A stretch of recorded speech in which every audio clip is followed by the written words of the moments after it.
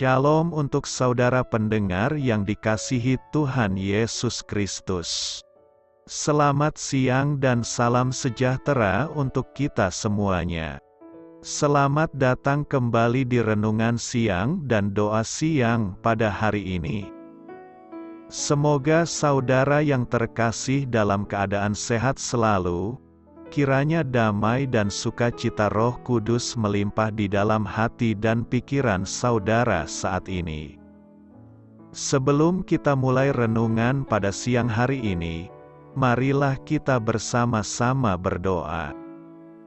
Bapa di kerajaan sorga, terima kasih atas penyertaan yang Engkau berikan kepada saya atas siang hari yang indah ini. Terima kasih telah memberi saya kesempatan untuk selalu dapat bersyukur atas segala pekerjaan yang aku kerjakan. Maka dari itu, saya mohon sertailah selalu diri ini sepanjang hari ini.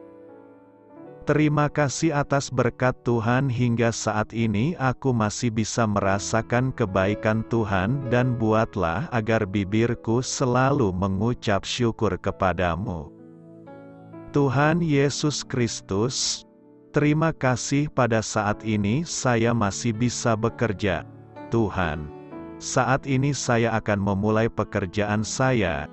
Berkatilah pekerjaan ini dan sertailah sepanjang saya selama bekerja pada hari ini, agar menjadi berkat bagiku, bagi keluargaku dan juga tempat saya bekerja. Berkati seluruhnya di siang hari ini agar berjalan dengan baik dan menjadi berkat untuk kami jalani bersama dengan anak Tuhan yang lainnya. Dalam nama Tuhan Yesus, aku berdoa. Amin. Sahabat pendengar sekalian, bacaan renungan dan ayat emas Alkitab renungan kita siang hari ini dimulai. Nats bacaan kita siang hari ini adalah, dan inilah perintahnya itu, supaya kita percaya akan nama Yesus Kristus, Anaknya dan supaya kita saling mengasihi. Tertulis di dalam kitab 1 Yohanes 3 ayat 23, pokok renungan kita hari ini adalah, doa tidak efektif.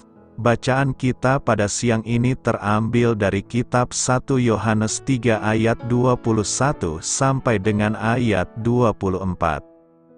Saudara-saudaraku yang kekasih, jikalau hati kita tidak menuduh kita, maka kita mempunyai keberanian percaya untuk mendekati Allah, dan apa saja yang kita minta, kita memperolehnya daripadanya, karena kita menuruti segala perintahnya dan berbuat apa yang berkenan kepadanya. Dan inilah perintahnya itu, supaya kita percaya akan nama Yesus Kristus, Anaknya, dan supaya kita saling mengasihi sesuai dengan perintah yang diberikan Kristus kepada kita. Barang siapa menuruti segala perintahnya, ia diam di dalam Allah dan Allah di dalam dia. Dan demikianlah kita ketahui, bahwa Allah ada di dalam kita, yaitu Roh yang telah Ia karuniakan kepada kita. Ayat renungan kita ini terambil dari kitab 1 Yohanes 3 ayat 21 sampai dengan ayat 24. Kata bijak Alkitab hari ini adalah, iman dan kasih penting untuk membuat doa Anda berhasil. Mari kita mulai renungan siang kita. Baiklah, mari kita mulai segmen kisah inspiratif. Dalam kotak perkakas tua ayah saya menemukan bor tangan yang setidaknya telah berumur 60 tahun. Rodanya tidak dapat berputar lagi. Gigi-giginya macet karena kotor. Dan bagian-bagian yang menahan pemotong bor itu agar tetap pada tempatnya pun sudah hilang. Namun, saya ingin melihat apakah alat itu masih dapat digunakan. Saya mulai membersihkan kotoran dan debu yang menumpuk pada gigi bor, dan melumasinya. Mulanya alat itu berputar dengan berat dan pelan, tetapi saya terus menjalankannya. Tak lama, gigi-giginya mulai berputar dengan lancar. Saya lalu mengalihkan perhatian ke tutup di atas pegangan bor itu. Setelah membuka sekrupnya, barulah saya mengetahui bagian-bagian mana yang hilang.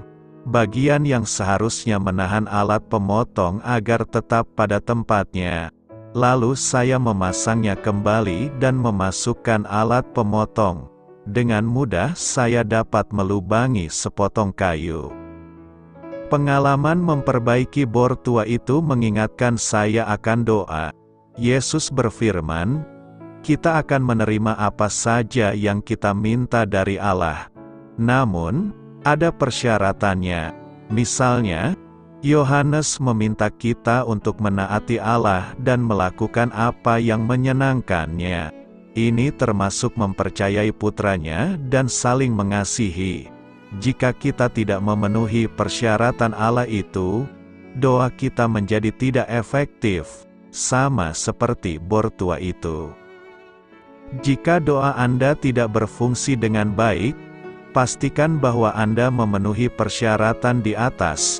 Jika sudah, percayalah, doa Anda pasti membuahkan hasil. Saling mengasihi.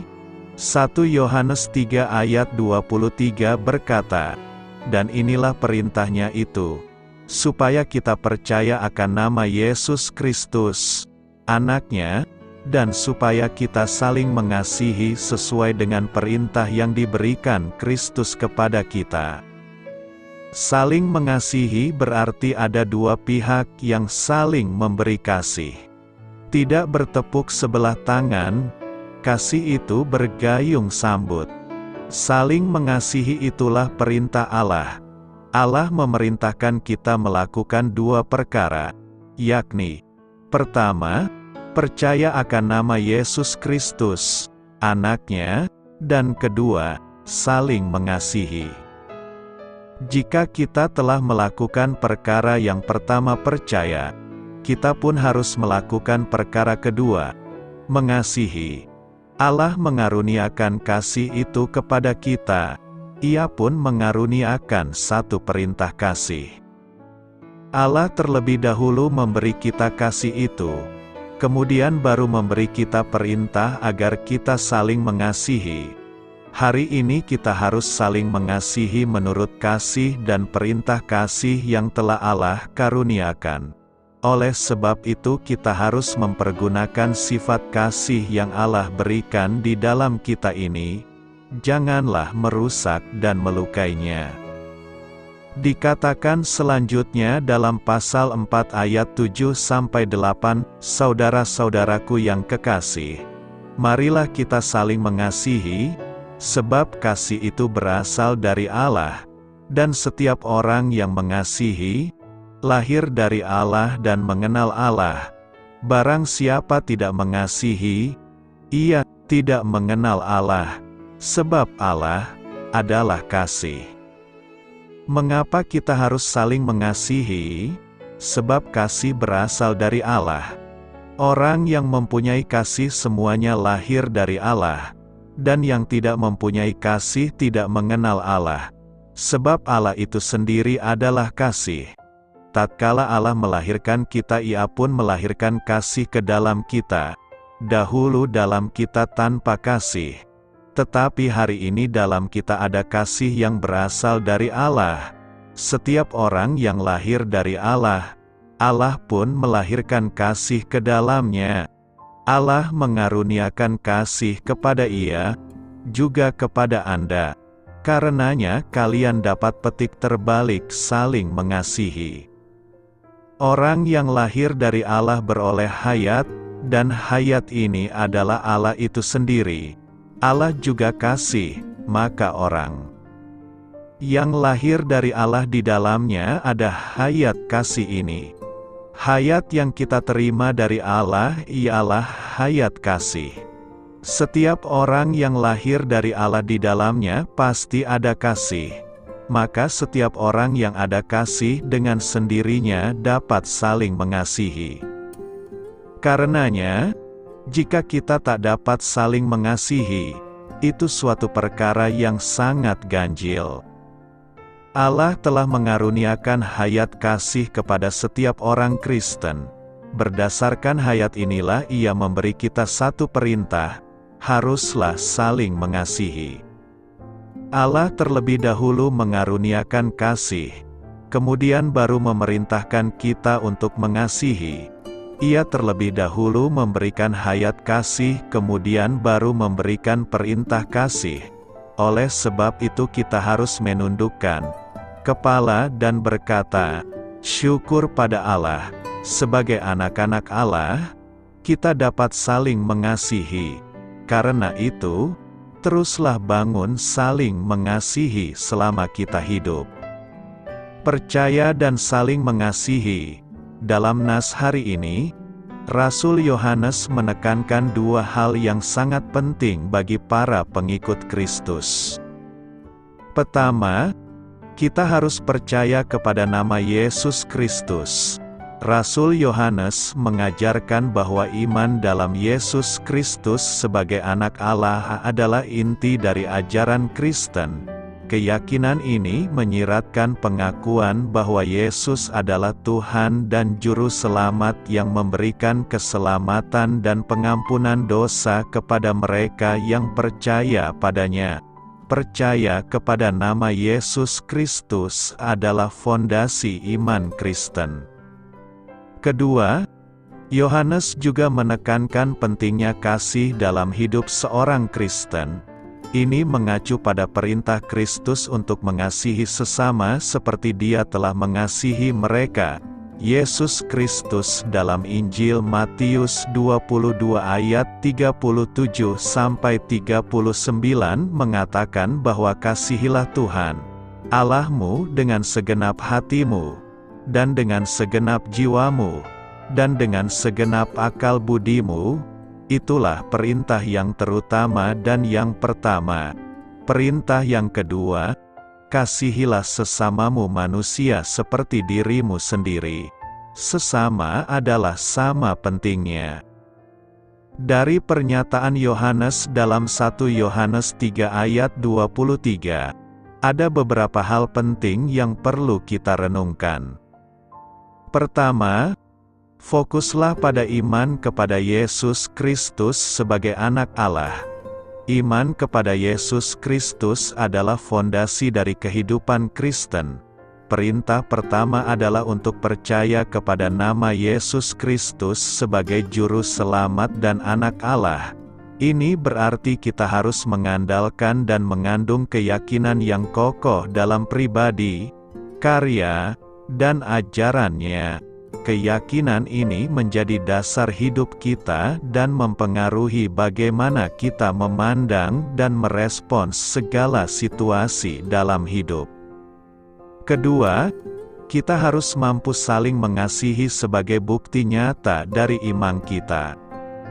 Yohanes menekankan bahwa saling mengasihi adalah bukti nyata dari iman yang benar kepada Yesus Kristus. Jika kita benar-benar memiliki iman dalam Kristus, maka itu akan tercermin dalam cara kita memperlakukan orang lain dengan kasih dan belas kasihan. Kasih adalah buah dari hubungan kita dengan Kristus dan Roh Kudus yang bekerja di dalam kita. Kasih yang dimaksudkan di sini adalah bukan sekadar perasaan atau emosi semata, tetapi kasih yang didasarkan pada kehendak dan perintah Kristus. Ini berarti kasih kita harus sesuai dengan ajaran dan contoh Kristus, yang mengasihi tanpa pamrih, mengampuni, melayani, dan rela mengorbankan dirinya. Kasih yang sesuai dengan perintah Kristus adalah kasih yang bertindak, bukan sekadar ucapan belaka.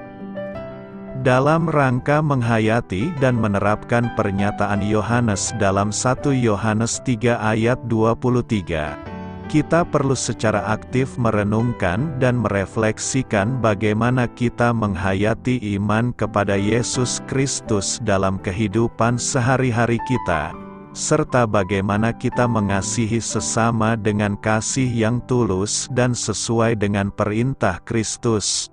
Karena itu, kasih adalah panggilan utama bagi setiap pengikut Kristus. Dan melalui kasih inilah kita dapat menjadi saksi nyata tentang kehadirannya di dunia ini. Apa artinya menjadi orang Kristen yang lahir kembali? Bagian Alkitab yang sering dipakai untuk menjawab pertanyaan ini bisa ditemukan di Yohanes 3 ayat 1-21. Dalam perikop itu tercatat dialog antara Yesus Kristus dengan Nikodemus, tokoh Farisi terkemuka dan anggota Sanhedrin. Penguasa orang Yahudi, Nikodemus datang menemui Yesus malam-malam karena memiliki pertanyaan yang mau ditanyakannya kepada Yesus. Dalam dialog itu, Yesus berkata kepada Nikodemus, "Aku berkata kepadamu, sesungguhnya jika seorang tidak dilahirkan kembali, ia tidak dapat melihat kerajaan Allah." Bagaimanakah mungkin seorang dilahirkan? Kalau ia sudah tua, dapatkah ia masuk kembali ke dalam rahim ibunya dan dilahirkan lagi? Tanya Nikodemus.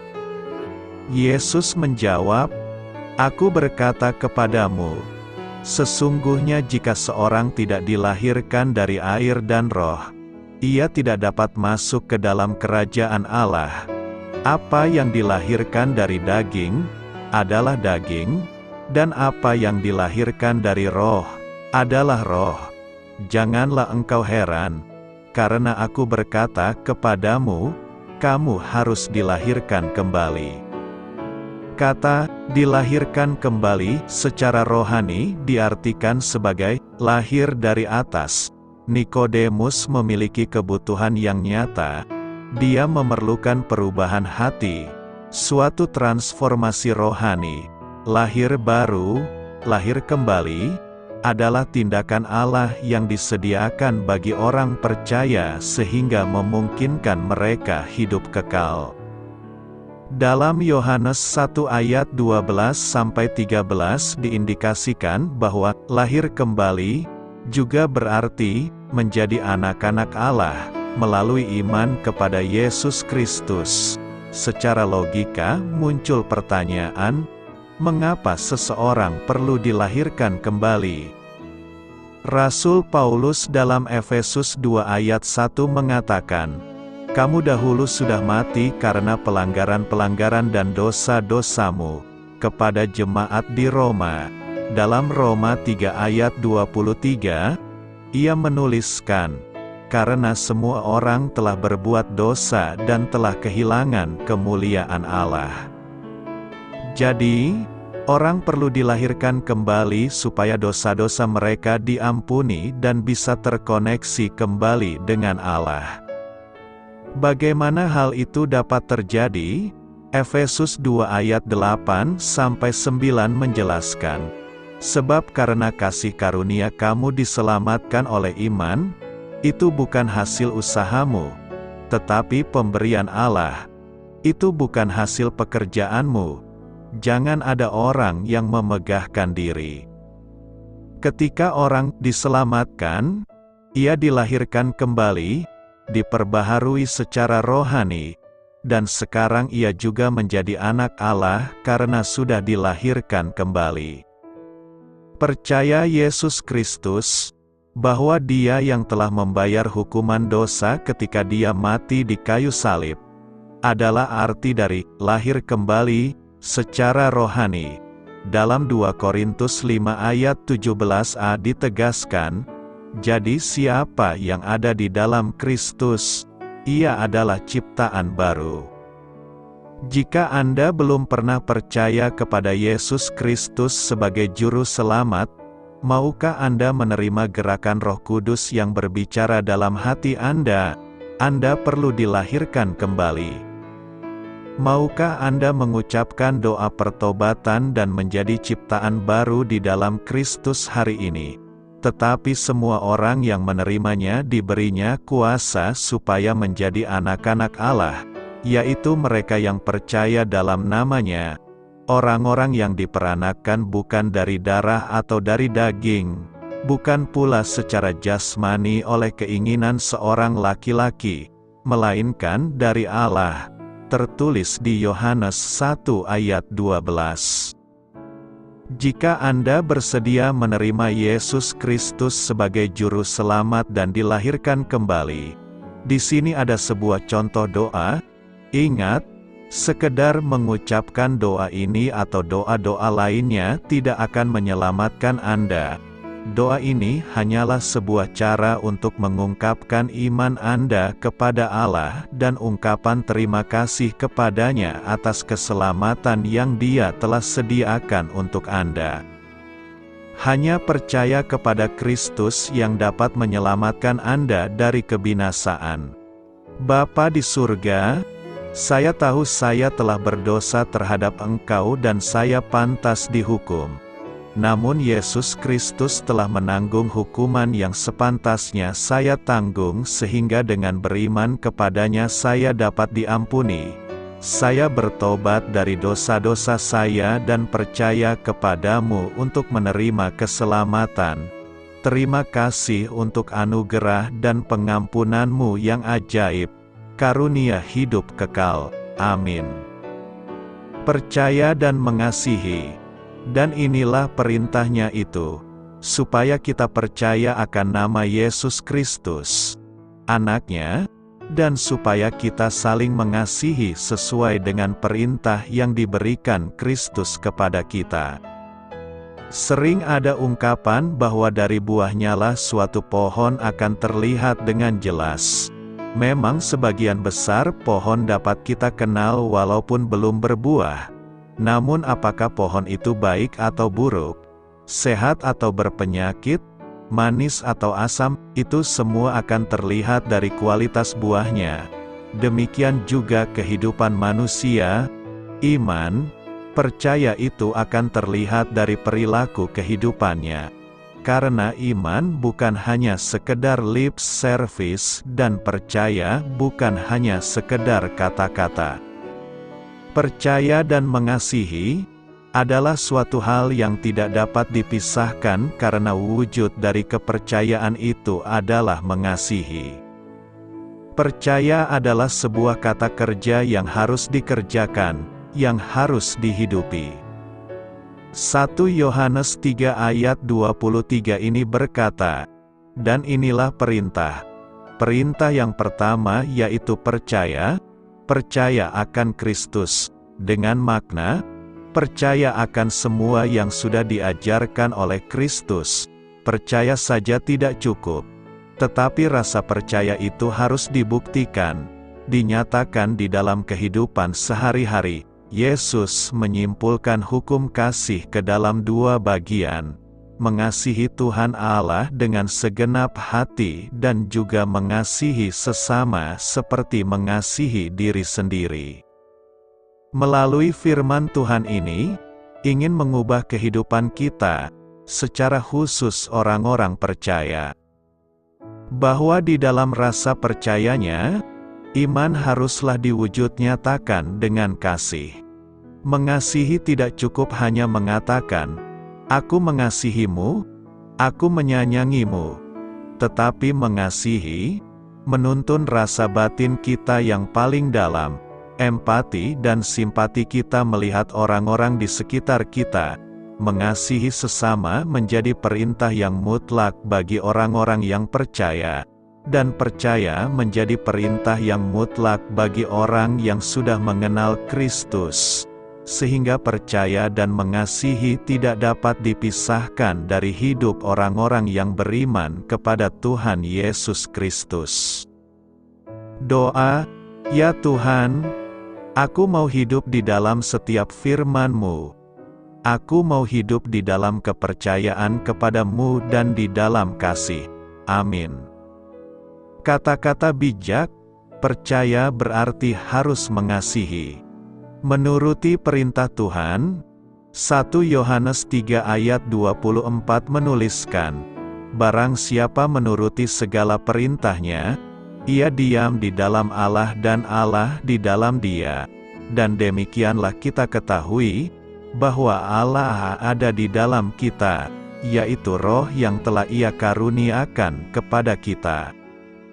Penulis 1 Yohanes mengajak kita untuk menuruti perintah Tuhan. Dengan menurutinya, maka kita akan berdiam dalam Tuhan dan Allah akan berdiam dalam kita. Perintah Tuhan bukanlah sesuatu yang baru. Perintah Tuhan bukanlah sesuatu yang asing karena sejak penciptaan bumi bahkan sampai kehidupan manusia di muka bumi ini berakhir, manusia selalu mendapatkan perintah-perintah Tuhan. Mulai kitab Kejadian sampai dengan kitab Wahyu, kita dapat menemukan perintah-perintah Tuhan yang dicatat. Ada dua hal yang hendak kita pelajari dari nas hari ini, yakni: pertama, kita harus menuruti perintah Tuhan. Perintah-perintah Tuhan secara umum akan kita dapatkan jika kita membaca Alkitab. Tetapi sejak manusia pertama hidup di muka bumi sampai manusia yang hidup di zaman ini, selain itu Tuhan juga memberikan perintah-perintah khusus kepada pribadi demi pribadi. Perintah khusus kepada pribadi demi pribadi ini dapat disebut dengan penugasan khusus dan setiap anak-anaknya yang hidup dekat dengannya pasti mendapatkan ini. Pertanyaan kita sekarang adalah mengapa Tuhan memberikan perintah-perintahnya kepada kita? Ada beberapa alasan, yakni: pertama, demi kebaikan manusia itu sendiri. Kedua, supaya manusia dapat menikmati hidup yang diberikan Tuhan dengan baik dan sesuai dengan fungsi yang semestinya. Ketiga, supaya manusia dapat menggunakan hidupnya dengan optimal dan menjadikan hidupnya sampai penuh sesuai dengan apa yang Tuhan rancangkan waktu Ia menciptakan manusia. Ketika Tuhan memberi perintah kepada Abraham untuk meninggalkan negerinya, meninggalkan sanak saudaranya, meninggalkan bapaknya, itu dilakukan oleh Tuhan karena Dia mau membuat Abraham menjadi bangsa yang besar dan memberkati Abraham. Sama seperti ketika kita membeli atau mendapatkan sebuah benda, umumnya benda tersebut datang bersamaan dengan buku manual, buku yang berisi keterangan mengenai benda tersebut, tetapi juga berisi mengenai petunjuk dalam penggunaan benda itu. Tujuan diberikannya petunjuk atau perintah tersebut adalah supaya kita dapat menggunakan benda tersebut sesuai dengan tujuan atau fungsi benda tersebut dan kita akan mendapatkan manfaat dari benda tersebut dengan optimal. Kedua, kita harus ada di dalam Tuhan, dan Tuhan ada di dalam kita. Bukti bahwa kita di dalam Tuhan dan Tuhan di dalam kita terlihat dari 3 ciri di bawah ini, yakni: kita menuruti segala perintah Allah. Barang siapa menuruti segala perintahnya, ia diam di dalam Allah dan Allah di dalam dia. Dan demikianlah kita ketahui, bahwa Allah ada di dalam kita, yaitu Roh yang telah Ia karuniakan kepada kita. Kita harus mengakui dengan mulut dan percaya dalam hati bahwa Yesus adalah Tuhan. Barang siapa mengaku bahwa Yesus adalah anak Allah, tetap berada di dalam Dia dan Dia di dalam Allah. Sebab jika kamu mengaku dengan mulutmu bahwa Yesus adalah Tuhan dan percaya dalam hatimu bahwa Allah telah membangkitkan Dia dari antara orang mati, maka kamu akan diselamatkan. Kita harus mengenal dan telah percaya akan kasih Allah. Kita telah mengenal dan telah percaya akan kasih Allah kepada kita. Allah adalah kasih, dan barang siapa tetap berada di dalam kasih, ia tetap berada di dalam Allah dan Allah di dalam dia. Ketika Roh Tuhan, atau Roh Kudus, yang adalah Allah sendiri ada dalam hidup kita, Ia akan memimpin dan memampukan kita untuk dapat mentaati perintah-perintah Tuhan. Manusia tidak hidup dalam kebingungan lagi untuk mentaati perintah-perintah Tuhan, karena ada Roh Tuhan yang memimpin, dan bukan saja memimpin, tetapi juga memberi kemampuan. Ketaatan kita dalam melakukan segala perintah Tuhan adalah cerminan dari hidup yang dipimpin oleh Roh Tuhan yang Tuhan sudah karuniakan untuk ada dalam hidup kita. Dari waktu ke waktu, ketaatan kita atas segala perintah Tuhan akan semakin teruji. Sifat pemberontakan kita akan semakin berkurang, sifat tidak mau diatur kita akan semakin berkurang. Kita akan lebih sungguh-sungguh lagi dalam berusaha dan berjuang untuk mentaati perintah-perintah Tuhan. Dengan demikian hidup kita semakin berkenan kepada Tuhan. Inilah tanda bagaimana kita bisa menghormati Kristus sebagai Tuhan dan Tuan dalam kehidupan kita dan berusaha dengan sungguh-sungguh untuk menaati perintah-perintahnya. Tuhan Yesus memberkati. Menuruti perintah Tuhan harus menjadi bagian hidup setiap orang Kristen. Sebab firman Tuhan itu untuk kebaikan bagi manusia sendiri. Demikian juga di tengah situasi pandemi COVID, ada banyak peraturan kesehatan untuk mencegah COVID berkembang. Pakai masker, jaga jarak, tidak berkumpul, cuci tangan. Tetapi ada saja orang yang tidak menuruti arahan pemerintah, bahkan melawan.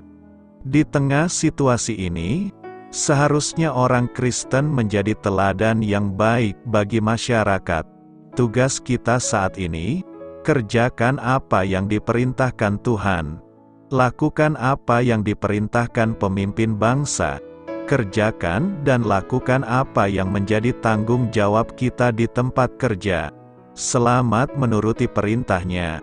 Karena itu, orang yang setia menuruti perintah Tuhan akan memeroleh keberadaan Allah di dalam kita dan kita di dalam Allah. Melakukan yang benar, Yohanes 3 ayat 21 mengatakan, "Tetapi barang siapa melakukan yang benar, ia datang kepada terang, supaya menjadi nyata, bahwa perbuatan-perbuatannya dilakukan dalam Allah." Melakukan yang benar merupakan tugas kita semua. Benar dan baik beda tipis. Benar berarti ia melakukan sesuai dengan perintah dan aturan. Baik berarti melakukan sesuatu dengan baik, walau bisa saja tidak sesuai dengan aturan atau perintah. Kitab suci mengajar kita menjadi orang benar bukan orang baik, walau resikonya beda. Tidak seorang pun mau mati untuk orang benar, tetapi untuk orang baik ada banyak orang yang mau mati. Orang benar pasti datang kepada terang Allah, tetapi orang baik belum tentu datang kepada terang Allah. Orang benar menunjukkan perbuatannya di hadapan Allah dan ia mempertanggungjawabkan apa yang dilakukannya. Semua tindak tanduknya, tingkah lakunya nyata di hadapan Allah. Tidak ada yang disembunyikannya. Orang benar tidak takut mendatangi terang Allah karena segala perbuatannya sesuai dengan kehendak Allah. Itulah sebabnya sulit orang yang mau mati membela orang benar karena mereka tidak mau hidup sesuai dengan perintah Tuhan. Hidup menjadi orang benar tidak mau kompromi dengan segala tindakan kejahatan dan kegelapan dunia. Orang baik bisa saja melakukan kehendak Tuhan, tetapi terkadang mereka kompromi dengan dosa dan kejahatan agar bisa menyenangkan orang lain. Kebaikannya sebenarnya menutupi dosa yang sedang dilakukannya. Itulah sebabnya ada banyak orang mau mati baginya karena jasa baiknya bagi mereka. Orang baik belum tentu mau datang kepada terang Allah sebab ia tahu banyak melakukan dosa yang tidak sesuai dengan kehendak Allah. Orang benar punya kuasa Allah tetapi orang baik belum tentu punya kuasa Allah. Jika orang benar berdoa dengan yakin maka doanya sangat besar kuasanya. Tetapi jika orang baik berdoa belum tentu punya kuasa yang besar. Selain itu Yesus juga berfirman, "Akulah jalan dan kebenaran dan hidup." Yesus tidak pernah berkata, "Akulah jalan dan kebaikan dan hidup." Artinya, hanya orang benarlah yang mampu datang kepada terang Allah dan bukan orang baik. Orang benar itu seperti lampu yang terus-menerus bernyala. Tetapi nyalanya itu berasal dari perbuatan-perbuatan benar yang ditunjukkan dalam hidup sehari-hari. Mengapa?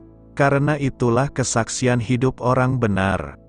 Orang benar mesti selalu memberi kesaksian tentang kebenaran kepada semua orang yang dijumpai. Karena itu, orang benar mesti mengambil sikap yang lain. Orang benar mesti berani melawan arus. Caranya adalah dengan menjadi terang bagi sesama. Orang benar mesti menjadi terang bagi hidup sesamanya. Artinya, orang benar mau memperjuangkan kehidupan dalam situasi yang nyata. Orang benar mesti berani menjadi pembawa damai dan sukacita bagi kehidupan. Mari kita berusaha menjadi terang yang bercahaya terus-menerus untuk meredupkan setiap bentuk kejahatan di dunia ini. Selamat berkarya untuk Tuhan, selamat memulai karya dalam minggu ini untuk Tuhan. Doa saya menyertai saudara sekalian, saya memberkati Anda agar sewaktu Anda mencarinya dari Dia, Bapa Surgawi Anda akan memberikan bagi Anda roti harian Anda. Dalam nama Yesus Kristus, Tuhan yang berkuasa atas alam semesta dan menuntun kita kepada iman yang menyelamatkan, Tuhan Yesus menyertai senantiasa. Tuhan memberkati. Amin.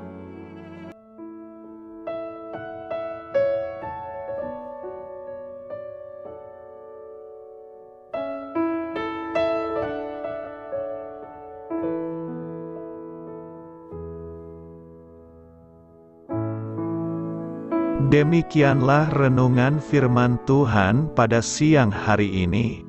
Semoga menjadi kekuatan di dalam hidup kita dan menjadikan kita pribadi yang lebih sukses. Sebelum kita memulai aktivitas hari ini, marilah kita berdoa. Bapa kami yang ada di sorga, terima kasih atas kasih dan kebaikan Tuhan yang begitu besar buat kami. Tuntunlah perbuatanku agar di sepanjang hari ini saya bisa bekerja sebaik-baiknya, tidak pernah jemu menolong sesama, selalu ramah dan tahu terima kasih, menghayati iman dan mengamalkannya dengan sekuat tenagaku. Semua ini saya sampaikan kepadamu, dengan pengantaraan Kristus, Tuhan kami. Allah, Bapa kami bersyukur kepadamu, bahwa dengan bekerja kami boleh ambil bagian di dalam karya-Mu mensejahterakan dan membahagiakan umat manusia. Kami mohon bimbingan-Mu dalam melaksanakan pekerjaan kami hari ini. Bimbinglah kami agar sanggup bekerja dengan semangat kasih, dengan riang, rajin dan jujur. Terima kasih, Tuhan. Amin. Dalam nama Tuhan Yesus Kristus Tuhan dan Juru Selamat kami, Bapa kami yang baik, kami mengucap syukur dan berdoa. Amin. Biarlah firman Tuhan menjadi pengingat untuk kita semua, bahwa tuntunan dari Roh Kudus akan selalu memberi jalan keluar bagi setiap permasalahan hidup kita, dan memberi kedamaian di hati kita. Amin. Sampai jumpa di renungan siang saudara rohani berikutnya. Shalom.